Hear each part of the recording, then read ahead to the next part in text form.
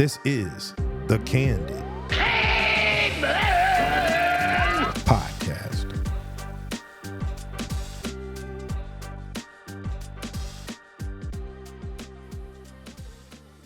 Welcome back to the podcast, everyone, and thanks for tuning in.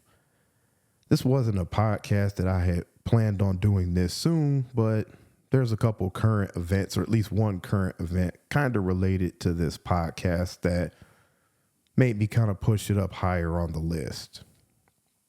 What I want to do is show just a few instances of multimillionaires, people who are very well off financially, as proof that money doesn't always equal happiness. That's just not necessarily the case. There seems to be this fallacy that having money in life automatically solves all your problems, or having a lot of money in life. And that once you become rich, then life just gets easy, or a whole lot easier. And in my opinion, that's very far from the truth. It's so far from the truth, it's kind of comical in my opinion. Oftentimes, it's the exact opposite of that. And it reminds me of something that an old mentor that I used to have regular conversations with many, many years ago used to say. And that was that having a $1 million bank account also comes with having a $1 million headache. Or he'd say with $1 million bank account comes $1 million headache, but same thing. And a lot of times that is true. I do want to be clear that, of course, having more money is always going to be better than having less money. I'm not going to sit on this podcast and tell you that having less money is actually beneficial. It's not. If you ask any person or give any person the option to be rich or poor, every single person with at least one working brain cell is always going to say, hey, I'd rather be rich. And I don't blame them for that. And that's true. Everybody wants to live comfortably, and no one wants to have to struggle or scratch or claw just to make it. So I'm not at all suggesting that that's the way that you should be living and just be poor. And I just want to make the point that money doesn't always equal happiness. Being rich doesn't solve everything. So I want to start out with a couple examples of some multimillionaires and people who had just tons of money. All the money in the world is what some people would say. It just wasn't enough for these people, and in some cases led to their downfall.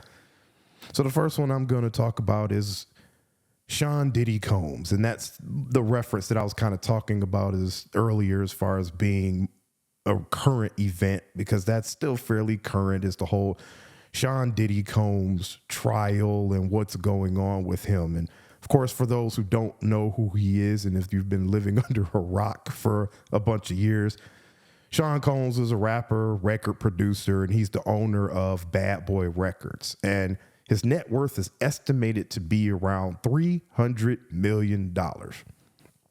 As I said, he's been in the news recently because of countless amounts of charges against him, which he's currently sitting in jail for, based on some wild, crazy, just outlandish sex parties he had been having.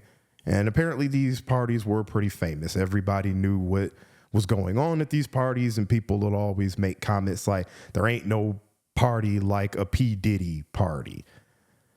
Come to find out, these parties probably involved minors, some prostitution, and a litany of other depraved things, including forced acts with both men and women, because it's also very widely known that Sean Diddy Combs is also bisexual, so he likes dudes as well. So that's the one instance that I was going to briefly discuss. The other one, everybody knows who this is, I'm sure, Mike Tyson, youngest heavyweight champion in boxing history. At 20 years old, in 1996, he became the champion by knocking out Trevor Berbick. Mike went on to earn around $30 million a fight, And Mike ended up with a net worth of over $400 million when he was boxing. $400 million. He also ended up facing his own legal troubles. He did, I believe it was 6 years in jail for the assault in a romantic manner of a woman. And at the end of Mike's boxing career, he ended up going broke and was in debt to the tune of $40 million. So he went from earning $400 million to in debt for $40 million.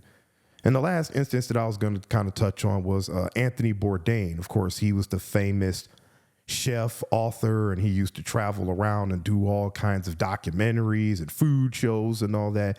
He was also a practitioner of BJJ, Brazilian Jiu-Jitsu. He won a gold medal at an IBBJF event. I believe it was in New York. He was someone who has seemingly beaten his heavy drug addiction and seemed to be on top of the world.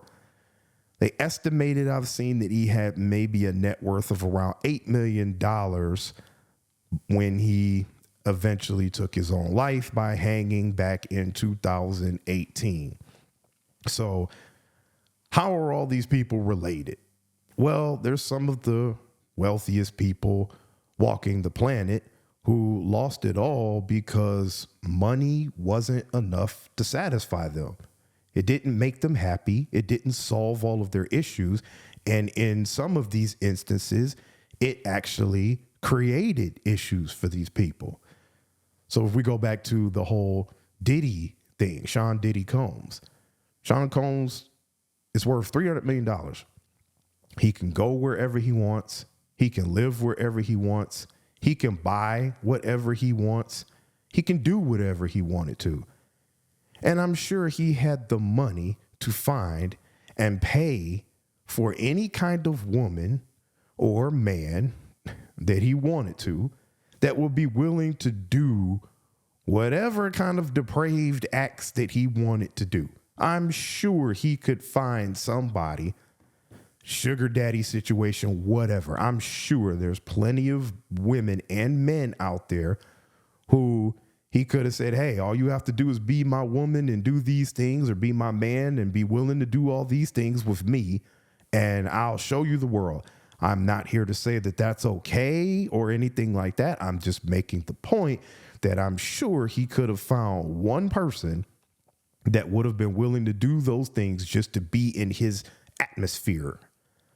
But his apparent lust for more and more and more wild and extreme and depraved sexual encounters with more and more people, sometimes against their will, apparently, it just couldn't be stopped. So he kept pushing the envelope more and more and more to satisfy his sexual perversions with all of these people at all of these parties, because again, one person just wasn't enough. I got to have multiple people and do all these things with groups of people instead of being able to find just one man or woman who was into whatever the hell he wanted to do. It seems like he wanted every single person he came across to get freaky, and now that cost him everything. He's got so many charges against him, it's insane. All the money in the world that he had and all the things that he could have done with his money, it still wasn't enough to satisfy him because of these perversions. So that's one example of where it don't care how much money that you have, it doesn't solve everything. People still have issues and all other kinds of things. Now, if we look at Mike Tyson, his issues were a bit different. Mike Tyson grew up poor, and Mike Tyson never had anything. So when he got rich, he just became extreme with his spending habits. So he just started getting crazy with some of the things that he was buying. But again, everything he bought was never enough. He had $400 million net worth at one point, but nothing that he bought with his money was enough. He lived a life of like comical excess with tons of expensive cars, mansions, and worldly possessions. They said he literally, listen to this, once paid $2.2 million for an all gold bathtub. $2.2 million. This man's bathtub cost more than 5 or 6 of the average person's houses worth put together. Probably more than that. His bathtub. He also bought 2 white tigers to live with him. Actually, it was 3. It was 3 white tigers to live with him in his house to the tune of $100,000 a year to insure them. And I believe it was like $4,000 or $5,000 a month for him to feed and care for. No matter what Mike bought with his money, it was never enough to satisfy him. That money did not solve his problems. The money in this situation actually caused more problems for him. And when you look at Anthony Bourdain, even though he was seemingly on top of the world when he took his own life, he was growing in popularity. He was making a name for himself. Everybody seemed to like him. He was on all kinds of shows. None of that fame and fortune could overcome the demons of what everybody believes was severe depression that caused him to do what he did and ultimately take himself off this earth. Of course, no one will ever really know what those deep depressive mental issues were. But again, it goes back to the point that being rich and having money and being able to travel and do all of these things obviously still wasn't enough for Anthony Bourdain to overcome whatever was going on in his life at that time. And I was almost going to move on, but another quick note that I just thought about is along these same lines is all of these adult film and OnlyFools models that think that selling their bodies and doing adult films is okay because the money is all that matters. I just want to be a baller. I want to live this lifestyle. I want to get rich. The money will make up for all of these depraved acts that I'm doing that will be on film for the rest of my life. Doesn't matter. The money will solve all that. I can go anywhere I want. I could do what I want. And some of them will tell you that, honey, I could do whatever I want. I don't care. So what? I get run through by 20 guys a month, if not more. I can buy a Gucci bag. And they think that that somehow makes them happy. And we all know it doesn't. A lot of them end up depressed on narcotics. They end up unaliving themselves, or they end up riddled with a lifetime of regret after they realize that that money didn't solve anything. It wasn't worth their self-respect. And it actually ended up causing more problems than it solved.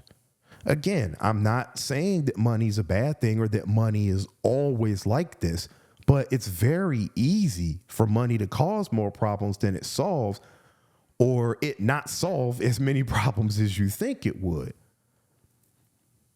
If those weren't enough examples for you, I want to look at a couple other things that money can't necessarily fix or solve for you.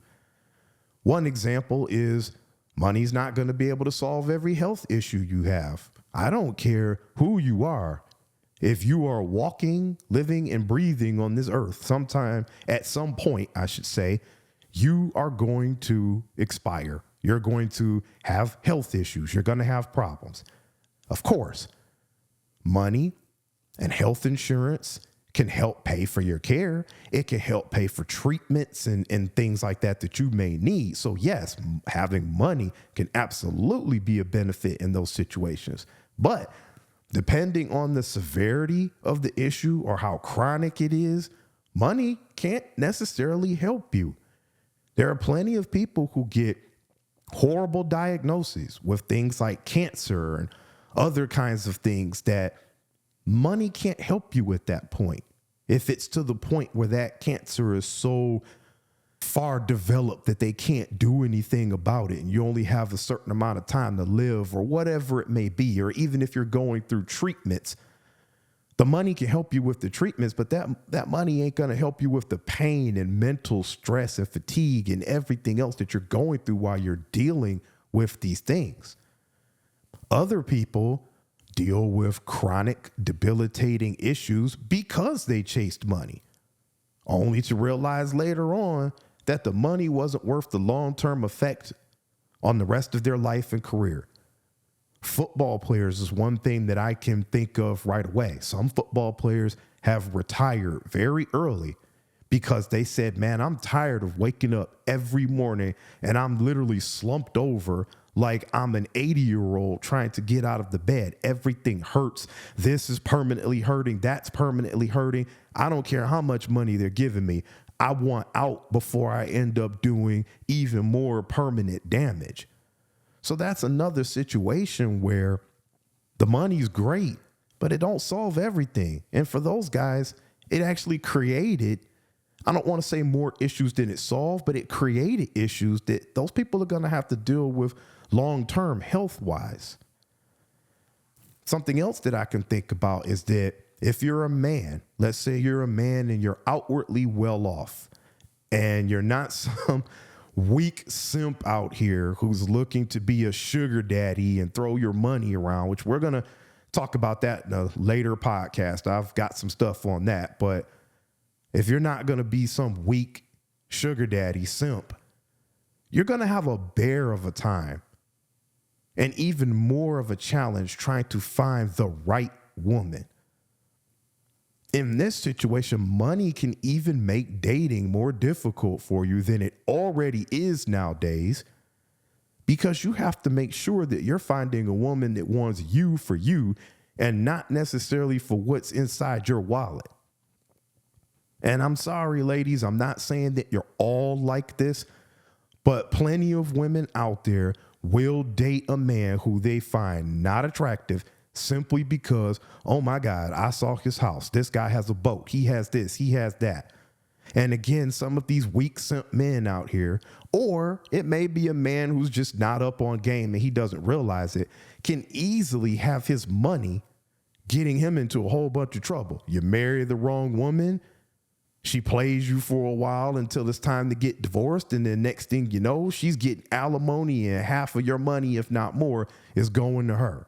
Now your money then created a whole issue for you because you married the wrong person. And finding the right woman is a whole lot easier said than done. And money in this instance can help you more than money in this instance can hurt you more than it can help you. Again, it's not a negative to have it. It's a good thing to have it. But in this kind of situation, when you're talking about love and potentially starting a family, you've got to be very, very careful that a woman is with you for genuine reasons and not simply because of your money. So there's another way that can make things more difficult for you.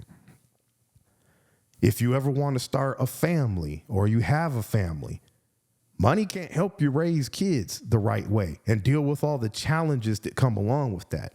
Listen to what I'm saying.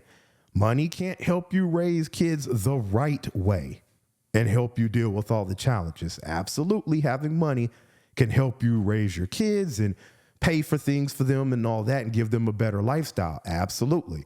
I'm saying it cannot help you raise them the right way and deal with all of the challenges. Kids, when they're younger especially, do not give one flying F about your money, your fame, or whatever else you got going on. And they will act and behave how kids will act and behave. No amount of money is ever going to circumvent that. No amount of money, you can't buy good behavior from your kids. I don't care what you think, you can't. You can buy everything under the sun for them. But kids are still going to stress you out.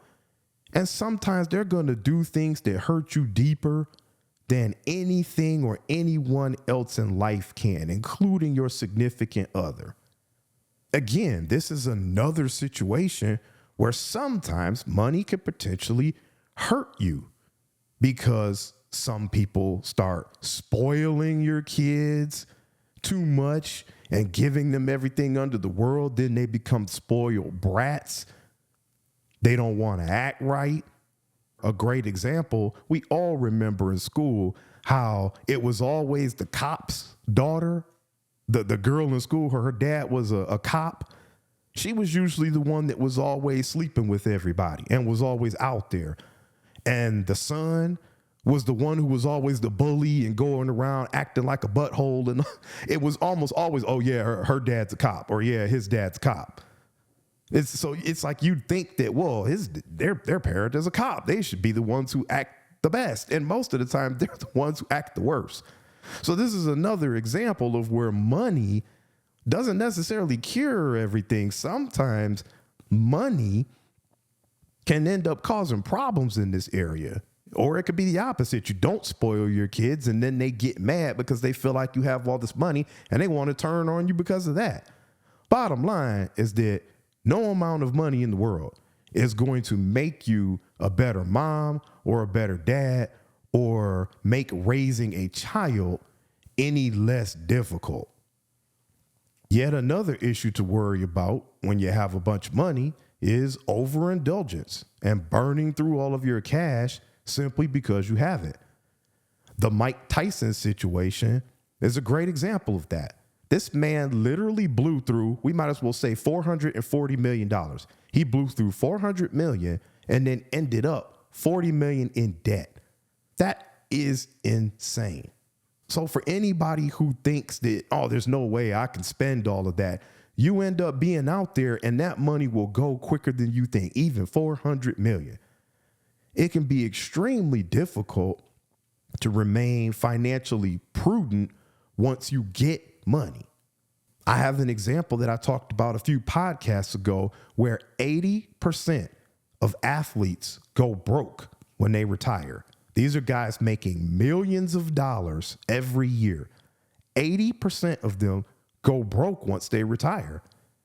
It's very easy to get caught up in the baller lifestyle and think, oh, just one more purchase. Just one more purchase. I can afford it. Just one more. Oh, this is going to be the last one. One more trip. One more gold chain. One more car.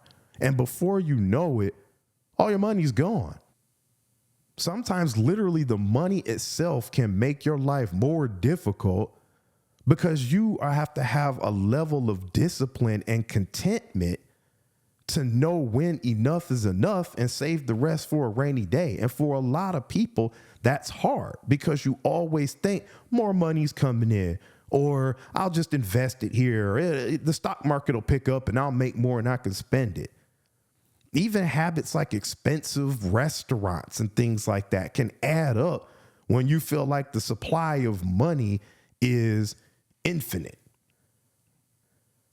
For some people, if you're outwardly wealthy or a well-known person, you have to worry about your safety, the safety of your family, and even people potentially doxing your personal information and telling everybody where you live. And next thing you know, they get your bank account code. It's crazy now. People can get access to all kinds of stuff. And in the sports world, there has been a huge rise in athletes' homes being broken into while they're on the road playing ball. And oftentimes, these guys still have family members living in that house. Wives, kids, maybe their parents. That's a crazy amount of stress that simply having money puts on you. That just having money, just the fact that I have money, that adds a whole nother layer of stress while you're away trying to focus on your job, which is already a stressful job if you're a sports player. Now you have to worry about the safety of your family as well. And you're essentially helpless while you're on the road. You just have to hope nothing happens. On top of that, you still have to deal with yourself not being able to go anywhere or have any kind of peace when you're out, and people always wanting a piece of you because you're famous and have a lot of money.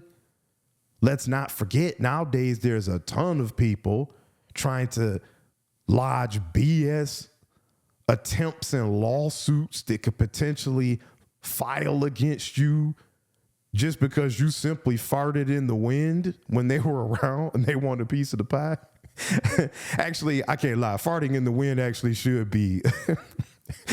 If you fart in the wind when somebody else is around, you actually should get sued for that, man. That's wrong. And I'll take that back. I don't have no problem with that. You fart in the wind when somebody's wrong, man, sue them. But no, on the serious note, you all get the point. I mean, just money alone now puts you in these kinds of situations where people could come after you. Again, especially if fame comes with that money. The final thing that I was kind of thinking about is that having lots of money can oftentimes create boredom, because some people feel like they have it all and they don't know what to do next. Some people legitimately lack the ability to use their money to create more exciting opportunities for themselves or even people around them, or maybe to help fund future goals for the next chapter of their life. A lot of people become so focused and so consumed on chasing the money itself that the money becomes the goal. And then once the goal is achieved, these people are at a loss for what to do next. And they kind of look at their life as it's become unfulfilling because they got the prize. I got my money. Now I'm rich. Now what? They never thought about hobbies or businesses or any other kind of opportunities that they could do, or how that money could create those things and what they could do with their life. They only focused on the money and chasing things. The fact of the matter is that unless you're just a complete lazy ass or you're on vacation, we all on a deep level want to feel productive in life and feel like we're accomplishing things. I think all of us on a deep level want to feel that way. And up until the day that we expire. That's why some of these old people, they still get out there and play their little pickleball or whatever. They don't just sit up and do nothing. I mean, some do, but most try to get up and do something. Like, hey, I still want to feel like I'm accomplishing something in life. I don't want to just sit around, and watch life pass me by. It's one of the reasons why people always recommend going to the gym first thing in the morning, if at all possible, because it starts your day off with an accomplishment and it sets the tone for the rest of your day. All right, man, if nothing else, I got my behind up and I got to the gym this morning and I put in work. I accomplished something. If nothing else goes the way I want it to the rest of the day, I accomplished something. With that being said, I have a couple final thoughts that I want to leave people with as I kind of wrap this podcast up.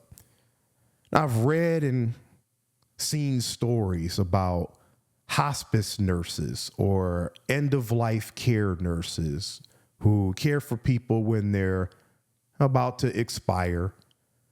And they often see people at their final moment of clarity, on their deathbed.